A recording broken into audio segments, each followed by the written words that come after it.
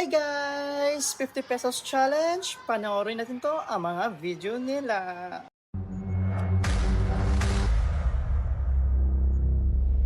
Hello, para sa mga tipid moms. So ito yung aking nailuluto sa halagang 50 pesos. So paano mo maipagkakasya yung 50 pesos na makaluto ka ng masarap at masustansyang ulam sa iyong pamilya. So ito yung aking nabili.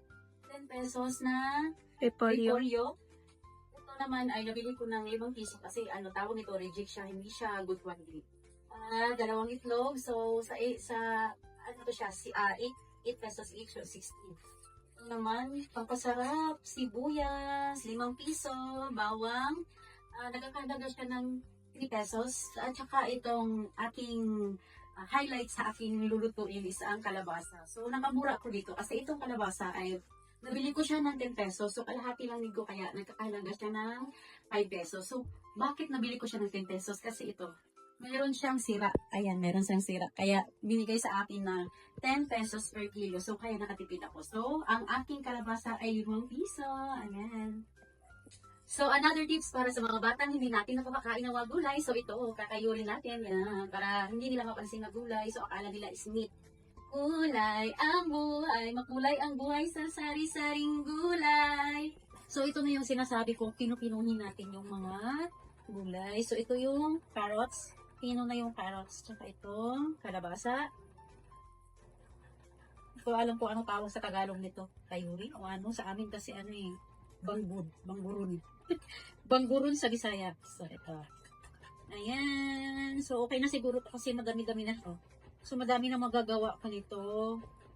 Sobra-sobra na ito para sa amin. Ayan. Dami na siya. So, ito yung nalabasan. Ganito na siya. Pino. Ito yung carrots. Ito yung kalabasa. At, ito yung pino-pino. Pinino-pino ko din yung, ano tawag ko? Repolyo. Itong sibuyas at bawang. Tapos, lalagyan lang natin siya ng itlog. Tapos, pwede na siyang iprito. Ayan. Ito na siya mga mami. So, inalo-halo na natin. Balik, iligaan ko ito kasi masyado siyang masabaw.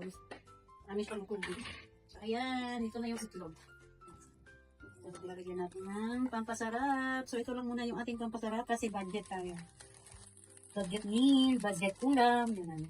Lalagyan natin ng pampasarap at konting asin. Ayan, konting asin. Tapos, yan, okay na. Halo-halo nyo na. Tapos, iprito na yung mixture na pwede na natin siyang iprito na paghalo-halo na natin lahat. And, ipiprito natin siya. So, antayin natin uminit. Initin muna natin. Ito ang gagamitin ko. So, use oil na siya. So, wala kang budget. Kasi use oil. Antayin lang natin na uminit yung mantika. Init na yung ating mantika. So, ilalagay na natin yung ating luto. Ayan. Huwag mo masyadong kakalit para malito ng init. Malito huwag lang sa loob. Ayan po. Ayan.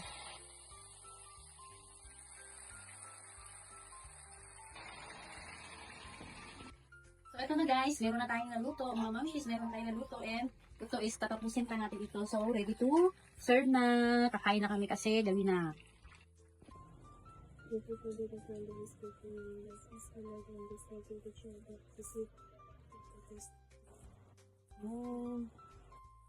So, kakain na kami mga mamshis and kumain na din ang aming mga anak na 4 ang paa. Pareho kami ng pagkain. Oh, kalabasa. Ayan. And ayan, kakain na ako. So, thank you for watching. Kain na kami guys. Salamat.